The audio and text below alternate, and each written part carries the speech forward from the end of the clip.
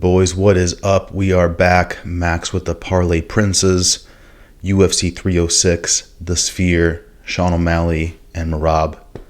We got some bangers on this card, some fights I'm more excited for than not. I had to take last week off a little bit. I put a prediction video up, but I was at Disney with my girl, and I survived 7 days. I'm literally sweating out bets listening to Elsa music videos. Not music videos, musicals. Andrade and Silva, I was sweating that out during a musical. Gilbert Burns and Brady, sweating that out during a musical. I had a parlay, $4 to win $900. I couldn't even bet in Florida. I texted my homie, here are 2 parlays. If we win, we split it. 11 leg, and I lost by 1 because of Burns. But we ride or die with Gilbert Burns, so I actually was not that upset about it. I was way more upset when, Petrino got subbed by Anthony Smith and I lost a whole parlay. That stuff, I can't sleep at night. But it was a good night. I had some fun, It is what it is. Here we are, UFC 306. We're here to get some revenge. I'm going to run through the entire card with the timestamps as well, just like usual. Give me a little subscribe, comment your picks. We're trying to rob FanDuel and DraftKings together. This is not just me. That's why it is Parlay Princes, plural, not princess, not just prince. It's about all of us. So put your things in the comments. Follow me on Instagram, TikTok, all that good stuff as well. Let's dive right into it. This first fight, gun to my head, if you had to tell me pronounce this guy's name, I would be dead right now. And I actually watched a prediction video just to pronounce this guy's name. ROSAS and RAUL ROSAS Jr. I always get ROSAS and Sumu Darji mixed up. I don't know why. So whenever I see ROSAS, I'm like, how could Matt Schnell kill you? But that was Sumu Darji. Right off the bat, I'm going to tell you I'm going with RAUL ROSAS Jr. He's just better. Younger, faster, stronger. Probably not as good with his hands, but we've seen Raul. He's not scared to stand and bang. We've seen him knock down some opponents quick in the first round. Obviously, the guy's way better on the ground. Submission specialist, only 19 years old. When this guy's in his mid-20s, it's gonna be terrifying. So I have to go with Raul. I believe he's opening the card too, which is crazy. He is Mexican as well, so the crowd's going to be going absolutely apeshit. Some things that scared me with Richie Long was that last fight with Marcos. He got hit. A little cup check, and he just gave up. He gave up. I could not believe he sold it that hard. We very rarely see stuff like that.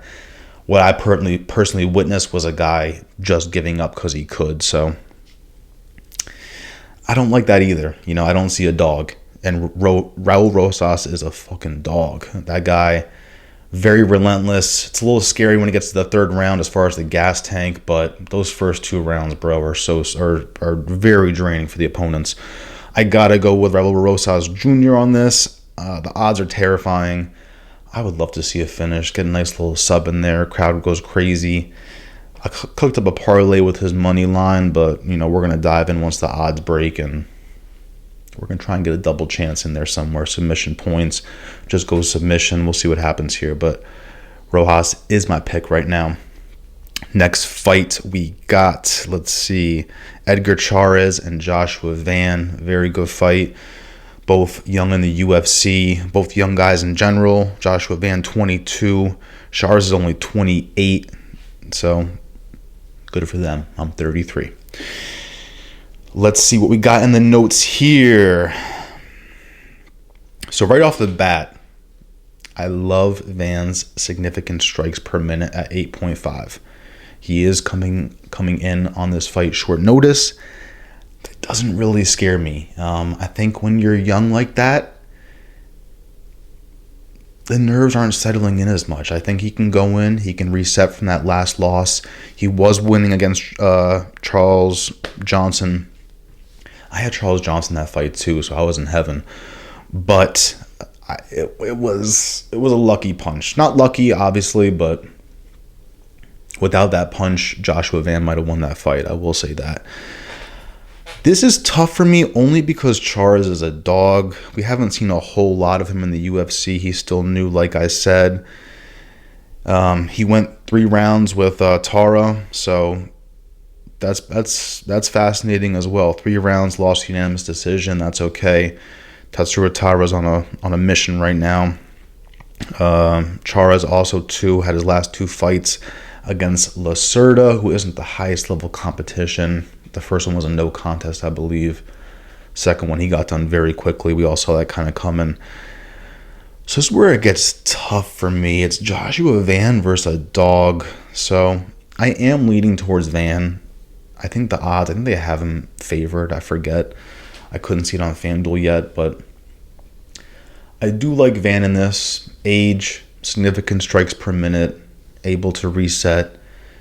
And I just don't see him getting caught or getting finished in this fight. I kind of see it going the distance as well. So you can kind of pick your battle with that. Check for round props as well. My pick is Van, but it is early in the week, so keep that in mind. Next fight, climbing up the card, fight number 3. YAZMIN Harig. I don't know if that's how you say that shit, nor do I really care. KETLEN SOUZA. Right off the bat, terrifying that YAZMIN is a minus 550. She got starched. Who was it? Gomez. Round 1, 20 seconds. Caught her with a good left, I believe. This girl dropped, had no idea where she was.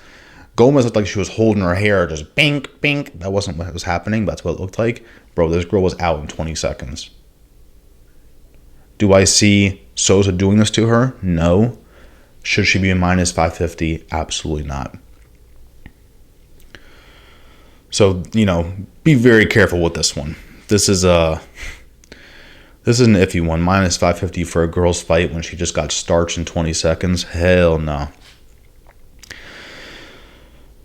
Harig. I don't know if that's how you say this fucking name, bro. How is a J and H? Harig. Her last one was against Sam Hughes. Not the best. Not the worst. 11-1 with 7 KOs, which I do like. She is a finisher. Souza's only 1-1 in the UFC, so we haven't seen a whole lot. She did get subbed by Karine Silva as well, but that's fair.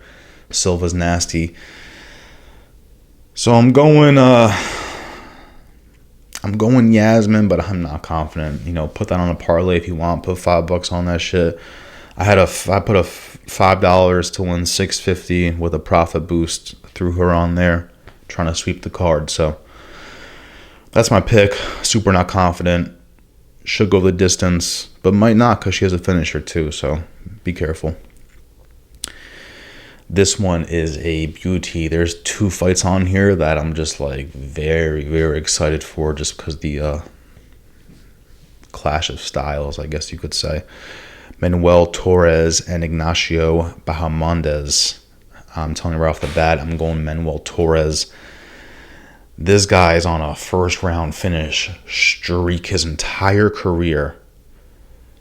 What were the numbers exactly? 15-2, and only 1 fight has left the first round.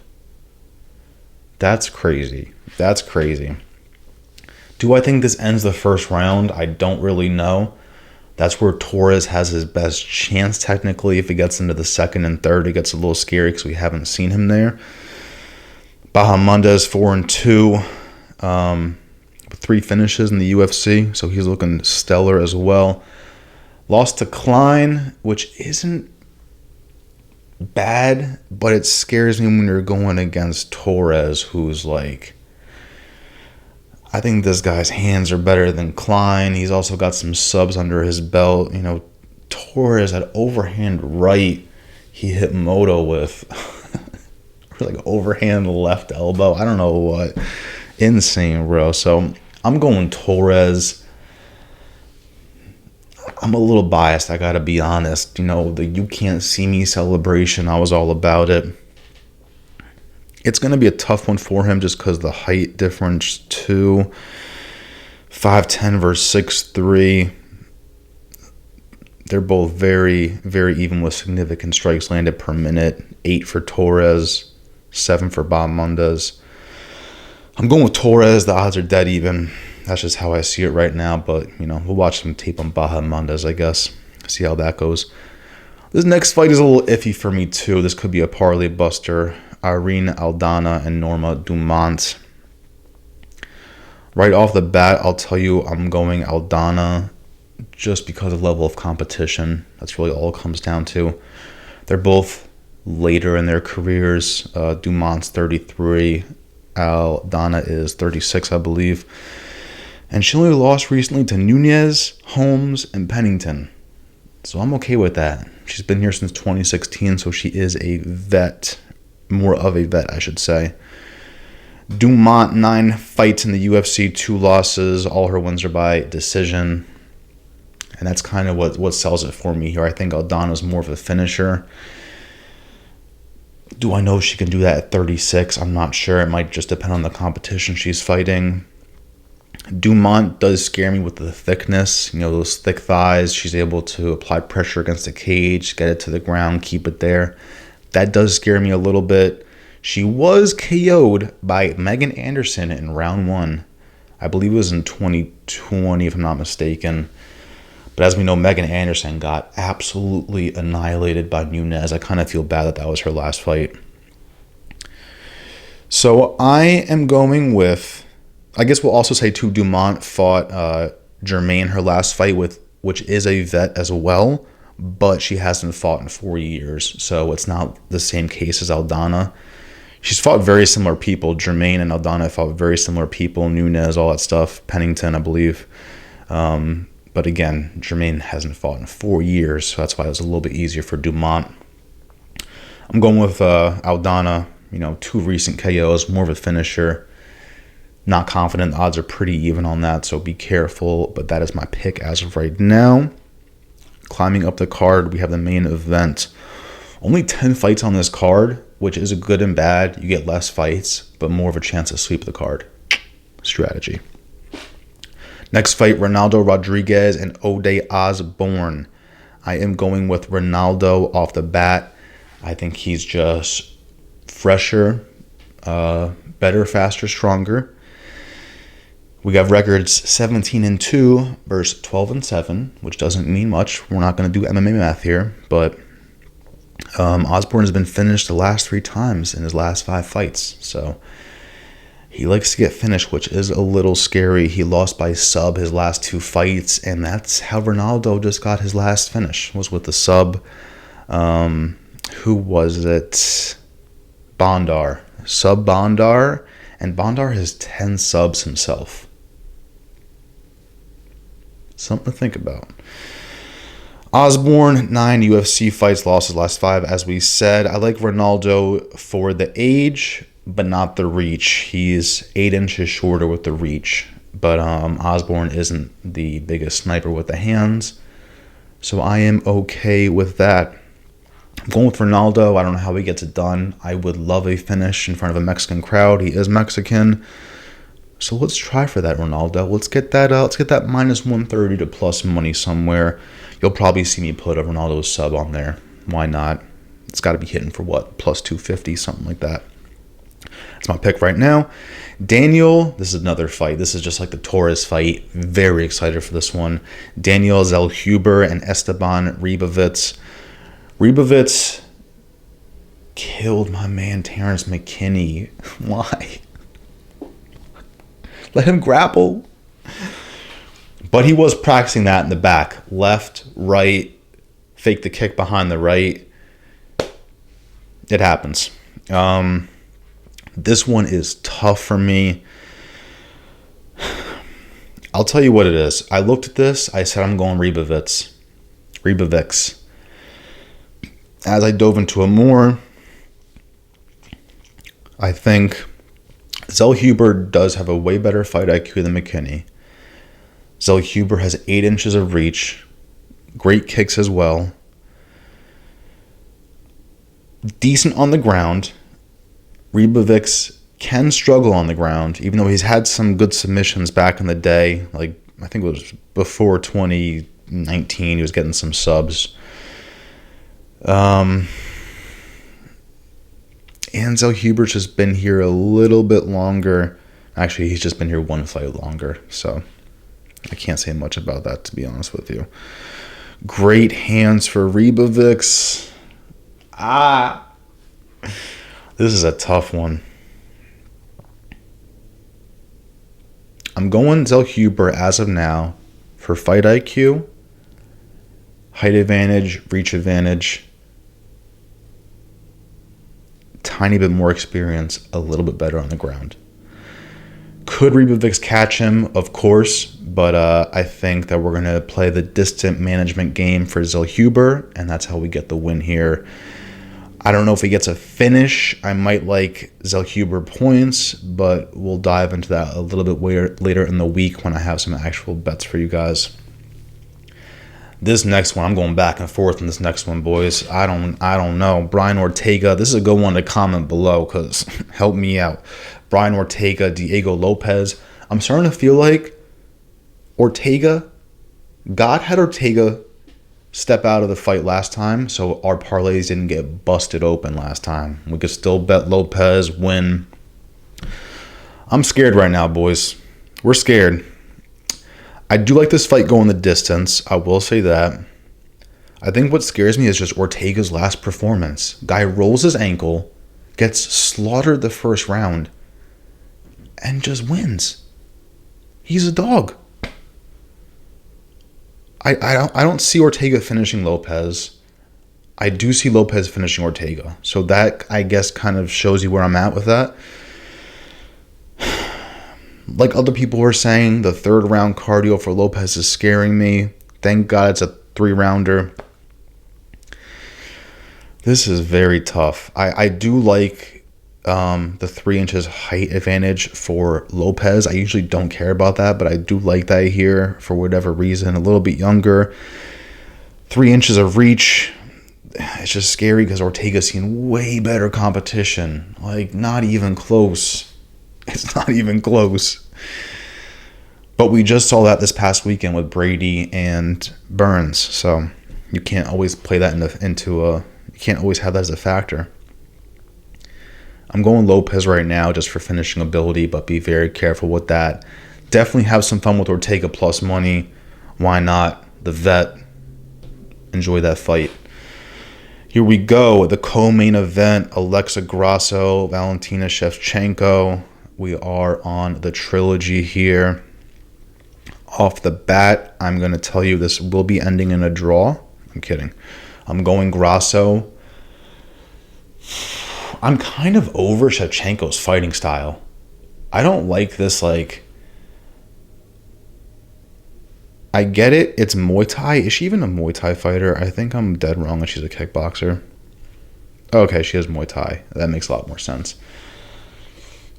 I think I just don't like this Muay Thai style for this fight against Grasso.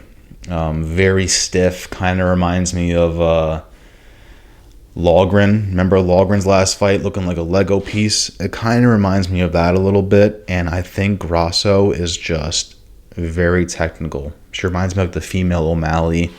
She's been getting subs under her belt recently too. So that's something to think about. Yeah, I just think she's better, faster, stronger. You know, Valentino at 36 kind of scares me as well. Grasso's 31 years old. I was watching the Tough series too. I don't like Shevchenko's, like, she kind of does the Yuri thing where she's like, let me go sit in the woods for 3 days and like that's how I'm going to win this fight is by meditating. That's where Grasso's in the gym. So that's something to think about too. Grasso's hitting pads. Shevchenko's in a lake on a kayak trying to get butterflies to fucking tap her cheek for strength. I don't know what's going on with that, but you know, we kind of saw it in the Tough series too. She's bringing her fighters, nature walks, all this stuff, and they keep losing the fights. So that's not working. I'm going Grasso. I would love to see a finish as well. Mexican crowd, but you never know. The odds are dead even, which is perfect. So I'm going Grasso. That's it. That may change later, but I doubt it. All right, boys, this next fight is the easiest for me to predict. Sean O'Malley, Merab, Dvalishvili. I'm going with O'Malley. Easy call. KO. This is not going the distance. Merab has no chin. Merab's going to shoot for takedowns every second. Merab's going to get kneed in the face. Merab's going to apply pressure against the cage. O'Malley's going to crank him with elbows. It's not even... O'Malley 6 years ago could beat Merab today. His striking, even in the amateur leagues, was just very fast. Way faster than Merab can deal with. And I'm not backing down from that. Merab is going on 0 picks, 0 tickets, 0 parlays. It's O'Malley. O'Malley is the true Mexican. And that's it. That's it. O'Malley KO plus money plus 190. I love it. I'm not straight betting that. It's going on parlays, low risk, high reward betting for life. We don't do the 1,000 to win 1,000. We do the $5 to win 1,000, and we still get super fucking close. Even in the 4 for 900, you could have cashed that out for 260, but I said no. We ride or die with Burns. It's just $4. So there it is, boys. That's the early full card prediction. Again, let's get some comments going. I just want to see what you guys are thinking. You guys may say something that may change my mind, may change another bettor's mind. This is not us versus each other. It's us versus the bookies. Okay, this is war. Give me a subscribe, like, comment, all that stuff. Instagram, TikTok. I appreciate y'all. Max with the Parlay Princes. Let's get it. I got me a bag, it can't even fit up in my jeans. The niggas mad, prices back up on my team. We try too fast, I didn't know I made it down the street. In franchise, we the team. 100 rolls up in a week. I made 100 right in that week. I just need shit, I cannot sleep.